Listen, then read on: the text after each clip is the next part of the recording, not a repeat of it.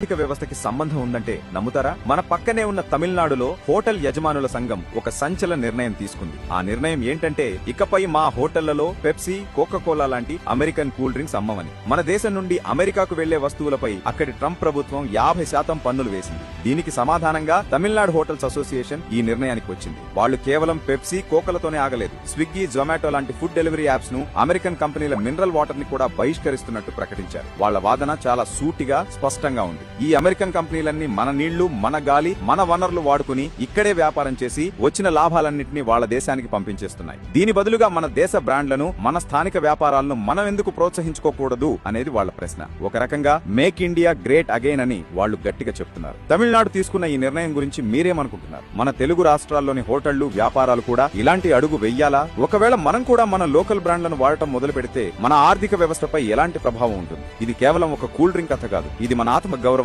మన దేశ భక్తికి సంబంధించిన విషయం. ఈ సీరియస్ టాపిక్ పై మీ అభిప్రాయం ఏంటో కింద కామెంట్స్ లో చెప్పండి. ఈ చర్చ మనందరం